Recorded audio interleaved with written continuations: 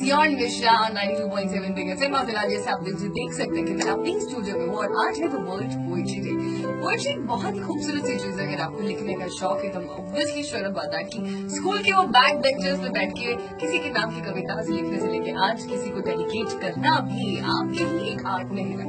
और इस आर्ट को हमारे यहाँ पर बहुत सालों से बहुत सारे लोग उस पर मेहनत करते रहे और आप तक पहुंचाते रहे। जैसे कि हर सुबह किसी भी टॉपिक की इसको शुरू करने से पहले मैं और मेरे साथ कुछ दोस्त उसके ऊपर लिखते हैं कविता, जिसकी अगर हमसे बातें करता तो कैसा होता। तो ये हमारा एक वर्जन है आपके साथ रोज सुबह जुड़ने का। लेकिन यस, आज मेरे साथ फिलहाल स्टूडियो में एक ऐसे शख्स जुड़ने वाले हैं जिनकी जो लेखिका है, जिन्होंने इतनी अच्छी अच्छी चीजों को लिखा है कि खुद हमारे जगजीत सिंह जी ने भी उन्हें गुनगुना है। सो नाउ यू नो कि how great it must have been. अब कौन है? He is the best, you can say the poet of the city, Mr. Sameer with me right now. Hello Sameer sir, कैसे हैं आप? मतलब इतनी अच्छी आप कविताएं लिखते हैं कि मतलब इतनी अच्छी लोगों ने उन्हें गुनगुनाया है। आपको कहाँ से शौक आया ये कविता का? एक्चुअली में मुझे जो घर का माहौल मिला, फादर मेरे बड़े फेमस उर्दू पोएट हुए, जहाँ भी यानी उर्दू के वर्ल्ड में जहाँ भी है लोग जानते हैं उर्दू तो उनको जानते हैं। और उनके जरिए मैं उनका सबसे छोटा बेटा था तो उनके साथ बहुत वक्त गुजारता था मैं प्रोग्राम में, जगजीत जी के साथ सीटिंग में या फिर जो भी एल्बम्स बन रहे हैं मुशायरे वगैरह में। तो उसकी वजह से मुझे वो इंटरेस्ट धीरे धीरे पैदा होने लगा। तो आपको इतना इंटरेस्ट आया कि आपने उसमें पीएचडी भी कर ली? हाँ, पीएचडी भी कर ली। अरे देखिए, बहुत डाइवर्शन है मेरी एजुकेशन में। मैंने तो फर्स्ट आफ्टर 12th एग्रीकल्चर में ग्रेजुएट किया था, बीएससी एग्रीकल्चर। लेकिन मेरी एक जो धुन थी इस तरफ लगे रहती थी, घर में सारी अच्छे शायरों की किताबें आती रहती थी इंडिया पाकिस्तान की, उसे पढ़ते रहता था। तो वो उसमें मैं कुछ कर नहीं पा रहा था एग्रीकल्चर में। फिर ये शौक था, फिर मैंने इसमें बीए किया, एमए किया, पीएचडी भी कर डाला। और आज मैं नागपुर यूनिवर्सिटी में उर्दू का लेक्चरर हूँ। क्या बात है, मतलब this was like a beautiful journey. देखा तो आपकी स्टडीज ना कभी किसी चीज को डिफाइन नहीं करती, आपकी हॉबीज भी कई बार आपको बहुत डिफाइन कर देती है। सर, जब हम बात करते हैं पोएट्री की, गजलों की, नज़्मों की, उर्दू लैंग्वेज की, इसकी अगर हिस्ट्री जानी जाए तो where did this all come from? देखिए, ये हम बात करेंगे तो उर्दू का सबसे पहला अगर शायर माना जाता है तो हजरत अमीर खुसरो। ओके। जो जिहाल मिस्की मुकुंद तगाफुल दराए नैना बनाए बतिया, तो ये पोएट्री यानी उनका जो इरा था वो 1325 का इरा था। 1325 का इरा था। तब इस लैंग्वेज को उर्दू नाम भी नहीं दिया गया था। अच्छा। ये हिंदुस्तानी या हिंदवी जबान कहलाती थी। ओके। और ये इसमें जो मैंने पढ़ा, जिहाल मिस्की मुकुंद तगाफुल दराए नैना बनाए बतिया, तो जो इसमें पहला वर्जन है जिहाल मिस्की मुकुंद तगाफुल, ये फारसी का है। और दराए नैना बनाए बतिया ही हिंदुस्तानी है प्योर। तो ये हिंदुस्तानी और फारसी लैंग्वेज को जोड़ के पोएट्री बनाई गई है। तो जब ये हम ये कह सकते हैं कि सन 1200 वगैरह में अहमद शाह अब्दाली और मोहम्मद शाह के जो हमले हुए थे, तो उसके बाद जो कुछ ईरान से, तो ये फारसी जबान हिंदुस्तान आ चुकी थी, अरबी और फारसी जबान। इसी का जो यानी कंटेंट अमीर खुसरो ने अपनी शायरी में फारसी और हिंदुस्तानी जबान में, और फिर ये चलती गई। अभी हम इसको उर्दू लैंग्वेज नाम नहीं देंगे, हम हिंदुस्तानी जबान में। ये सूफी, खास बात है कि ये किसी राजा के महल से प्रमोट नहीं हुई है उर्दू शायरी, ये फकीरों और संतों के जरिए प्रमोट हुई है। अमीर खुसरो एक फकीरी सिपाही आदमी थे, निजामुद्दीन औलिया के दरबार में रहते थे। तो उनके बाद हम आते हैं तो कबीरदास के पास आई उर्दू पोएट्री, तो वो लिखते अपनी खड़ी बोली में, हम उसको खड़ी बोली कहते, हमन इश्क मस्ताना, हम उनको होशियारी क्या, रहे जग में या आजाद हम दुनिया से यारी क्या। तो पोएट्री का फ्लेवर चेंज होते जा रहा है जनरेशन टू जनरेशन। यानी जब हम पुरानी पोएट्री उठा के देखें अमीर खुसरो के दौर की, तो उसके अंदर अरबी और फारसी जबान का इस्तेमाल बहुत ज्यादा है। जी जी। धीरे धीरे उसको कम हुआ है। अमीर खुसरो के बाद बहुत लंबा गैप हुआ, करीबन 400 साल का। उसके बाद वली दखनी उर्दू के शायर आए 400 साल के बाद। हाँ, उर्दू के नशा। तो वली दखनी की शायरी में भी थोड़ी सी, हम जब दक्कन साइड में जाते हैं तो हमारी हिंदी और दक्कनी हिंदी में थोड़ा सी फर्क है, हैदराबादी जबान। तो वो चीज वली की शायरी में हमको मिली कि तुझ लब की सिफत लाल बदख्शा सू कहूंगा। सू मीन्स की तरह, ये सू जो वर्ड है ये दक्कन का है। तो ये बहुत अनोखा सा वर्ड है। लेकिन सबसे खास बात ये है उर्दू शायरी थी कि जो भी वर्ड इसमें शामिल हुए ना, वो उसने इसको एडॉप्ट कर लिया। यानी ऐसा नहीं कि दूसरी जबान से आया हुआ वर्ड है, वो उसके अंदर मिक्स हो गया और ऐसा लगता नहीं यार यही जबान ये का तो इसी का पार्ट है। हाँ इसी। जैसे बाद में जब जबानें बनी, उर्दू अलग तकसीम हुई, हिंदी अलग तकसीम हुई, तो लोगों ने कहा नहीं साधन हिंदी का है, उर्दू वाले मत इस्तेमाल करो। तो ये सब जो वेरिएशन था, ये रिच लैंग्वेज बनी। वाओ। और ये हम ये कह सकते हैं कि 17 के करीब आते आते एक उर्दू ने, औरंगजेब के जमाने में उर्दू ने अपना एक पूरा स्ट्रक्चर तैयार कर लिया था और बाकायदा उसको उर्दू जबान कहते।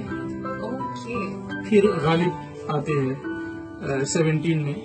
तो गालिब की शायरी में भी शुरू में फारसी के असरात ज्यादा थे। अच्छा। अब इसमें मैं आपको एक चीज बता दूं कि जबान तो कभी भी किसी मजहब की नहीं होती है, जबान इलाके की होती है। करेक्ट। जैसे हम साउथ में जाएंगे तो वो तमिल के एरिया वाले तमिल लैंग्वेज बोलेंगे, बिल्कुल बिल्कुल। कश्मीरी वाले कश्मीर लैंग्वेज। तो जबान का ताल्लुक एरिया से है, मजहब से नहीं है। उर्दू के साथ क्या हुआ, उर्दू के बनने में यहाँ की जो लोकल लैंग्वेज थी, संस्कृत, पाली, प्राकृत, इसका बहुत बड़ा उपयोग रहा। अगर हम उर्दू जबान को एनालाइज करेंगे तो 70-60% वर्ड हमको ये इसमें संस्कृत और पाली वगैरह के मिलेंगे। मतलब देखो हमने उर्दू जो लैंग्वेज है, इट्स अ ब्यूटीफुल मिक्सचर वो ऑफ वो कल्चर। यही पैदा हुई है। यही से बनी हाँ। है। और हम है देखो जो इंसान जिसे डिफरेंशिएट करें। डिफ्रेंशिएट कर रहे हैं। मैं यही पॉइंट पे आ रहा था कि लोग कहते हैं इसको मुसलमानों की जबान है। इसके ऊपर बहुत अच्छा किस्सा सुना देता हूँ कि यानी 17 में जब शायरी करते थे लोग, जब मीर गालिब का दौर था, तो जो खालिश उर्दू में शायरी करता था तो उसको वो नीची नजर से देखते थे, उर्दू जबान में।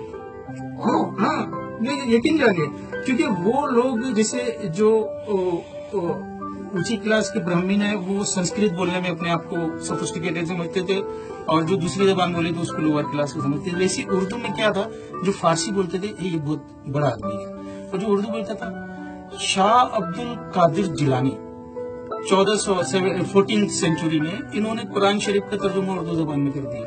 लोगों ने उनको गवाने का दे दी। कोई इतनी बड़ी मुकद्दस किताब का ऐसी जबान में आपने तर्जुमा कर दिया।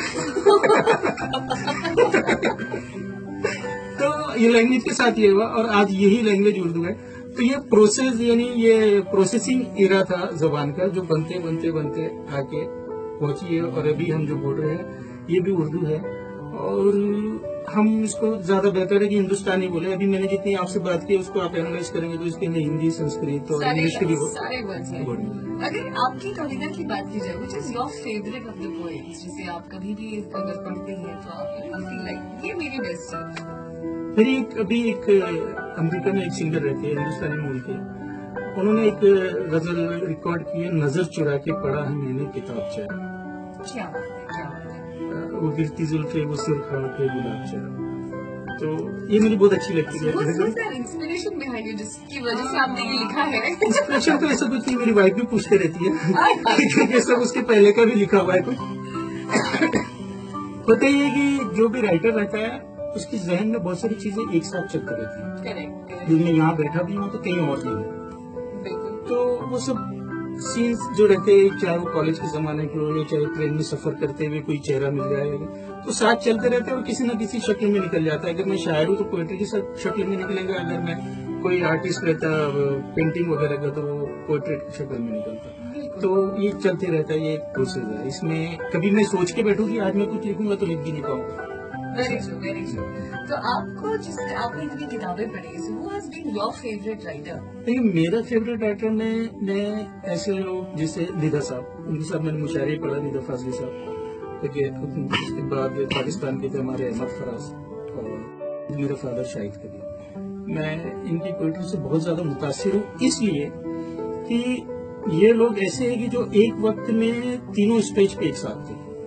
मीन्स पोएट्री अभी जो है 3 स्टेज पे बढ़ चुकी है। एक तो वो स्टेज जो सिर्फ अदबी रिसालों में, अदबी जर्नल्स में, मैगजीन्स में छपते रहते हैं, उनकी लैंग्वेज भारी रहती है और उनको वही लोग पढ़ते हैं जो मैगजीन खरीद के पढ़ते हैं। यानी बहुत छोटा सर्कल है, लेकिन वो बहुत, हाँ, वो एक सर्कल है।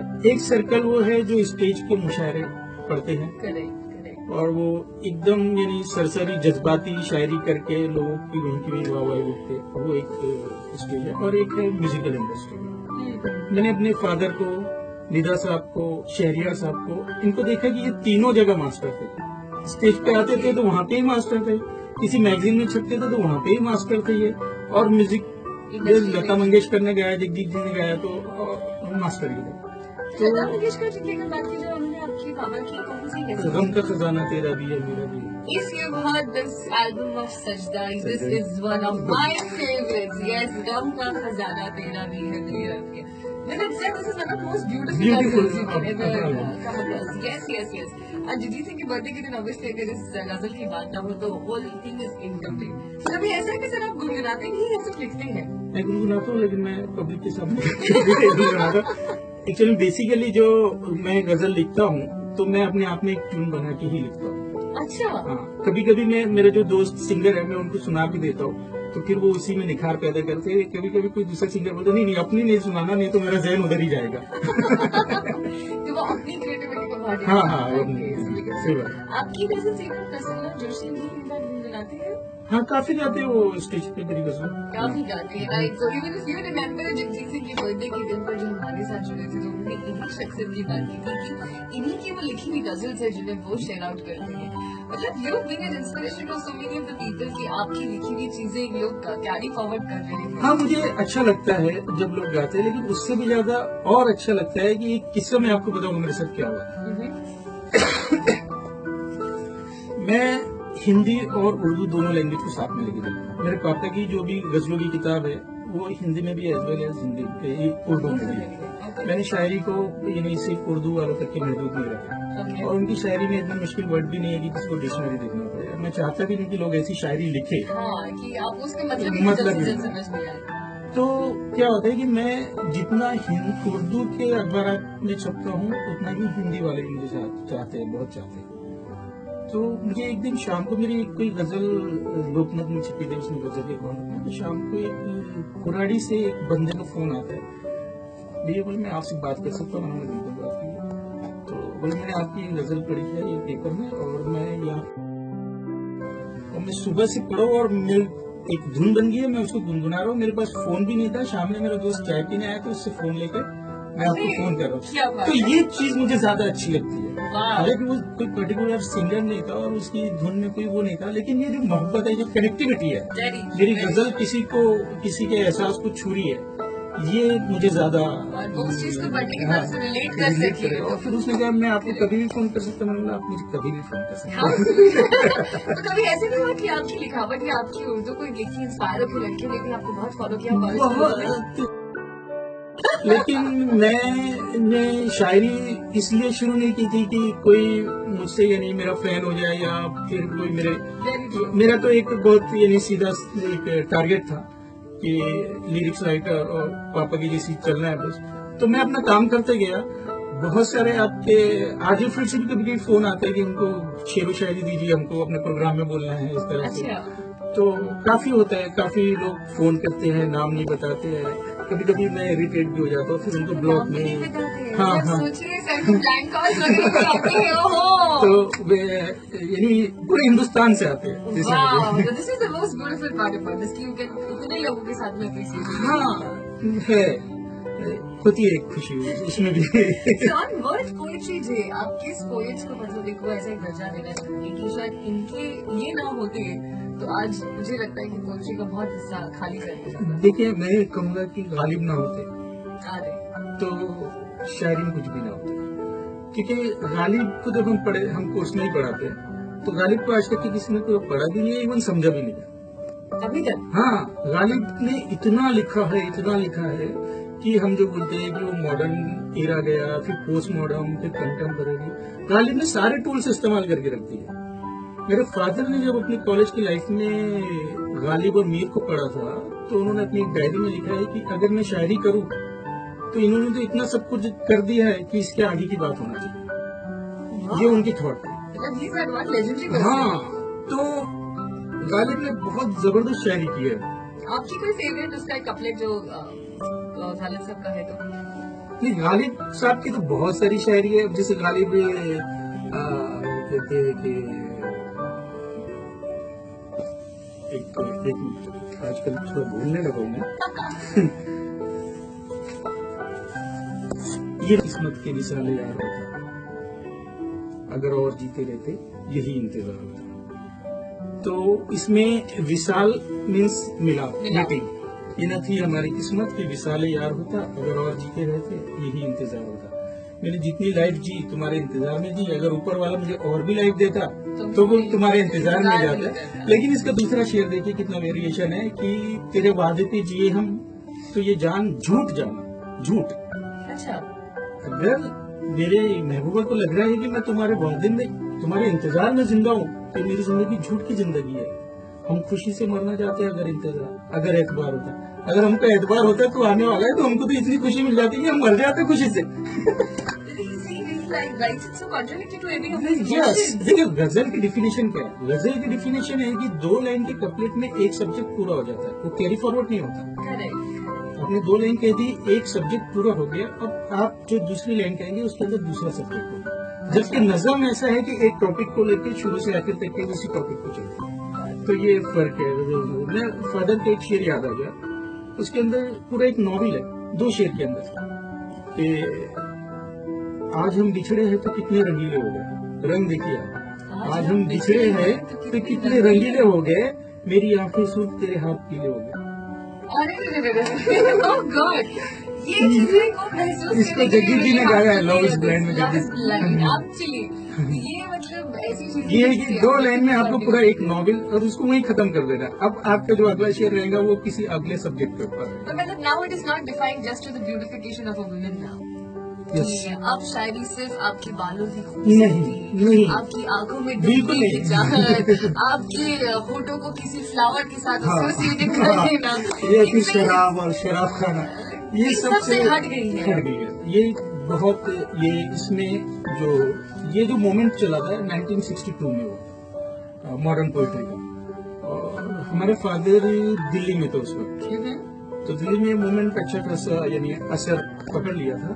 विदर्भ में ये मोमेंट अभी आया नहीं था। फादर का ट्रांसफर होता है, वो आते हैं नागपुर, तो वो वहां से ये फ्लेवर लेके आते हैं। अच्छा, तो वहाँ एक मुशायरा था, कहते हैं, मैं तो तब पैदा भी नहीं हुआ था, उनके साथ के लोग कहते हैं कि काफी बड़े बड़े शायर थे जो रिवायती शायरी, जुल्फ मोहब्बत, और उसमें फादर स्टेज पे आते हैं और माशाल्लाह काफी हैंडसम थे, एकदम स्मार्ट हीरोगिरी थी, और वो बिल्कुल नए तर्ज की गजल पढ़ते हैं और ऑडियंस बिल्कुल खड़े हो जाते हैं। यानी उनको लगता है कि ये तो कहाँ से निकाल के कहाँ पे लेके आ गए हमको। मैं आपको उसके 2-3 शेर सुनाता हूँ, कितना रियलिस्टिक है कि जमीन पे चल ना सका, आसमान से भी गया। जमीन पे चल ना सका, आसमान से भी गया, कटा के पर को परिंदा उड़ान से भी गया। अरे ये शायरी में बात होने लगी। वाह, कटा के पर को परिंदा उड़ान से भी गया, और भुलाना चाहा तो भुलाने की इंतहा कर दी। भुलाना चाहा तो भुलाने की इंतहा कर दी, वो शख्स अब मेरे वहमो गुमान से भी गया। क्या बात है। वो शख्स अब मेरे वहमो गुमान से भी गया। और देखिए कितना रियलिस्टिक है आज के दौर पे कि तबाह कर गई पक्के मकान की ख्वाहिश, तबाह कर गई पक्के मकान की ख्वाहिश, मैं अपने गांव के कच्चे मकान से भी गया। This is so true. ये चीजें शायरी में बिल्कुल नहीं थी, तो ऑडियंस को लगा यार अल्फाज तो हुई है, लेकिन उसको किस तरह से बढ़ता गया। तो वहां से यानी वो कहलाते हैं founder of modern poetry in Vidarbha region. Father हमारे जो है विदर्भ रीजन में मॉडर्न पोएट्री के फाउंडर कहलाते हैं। तो वहां से यानी बिल्कुल 2 हिस्सों में तकसीम हो गए लोग। एक ये हमारे फादर के फॉलोअर हो गए, एक वो रिवायती शायरी के फॉलोअर हो गए। तो उनमें थोड़ी सी नोकझोंक चलती रहती थी, यानी अदबी नोकझोंक उस जमाने के हिसाब से, जो बहुत अच्छी होती थी। उसमें बहुत कुछ स्टेज सीखने पे को मिलता। किसी के साथ आप ऐसे पोएट्री वर्जन में अगर नोकझोंक करते हो तो कितना इंटरेस्टिंग लगता होगा। That is really so interesting. So on the word poetry day, this was Sadiq Saab with me, and इतनी सारी चीजों को हमने जाना, और सबसे अच्छी चीज जो मुझे लगी वो ये थी कि उर्दू कितनी अच्छी लैंग्वेज है जिसने अपने आप में सभी को समेट लिया। तो why not on the word poetry day हम भी उन शब्दों की तरह बिखर के सभी लोगों को और इंसानियत को अपने अंदर समेट ली, so this world will become a better place to live in. What do you say? अगर बात में दम है तो बस अप्रिशिएट कीजिए, लाइक कीजिए और सुनते रहिए 92.7 big FM. This is your engineer signing off for the moment and saying sayonara.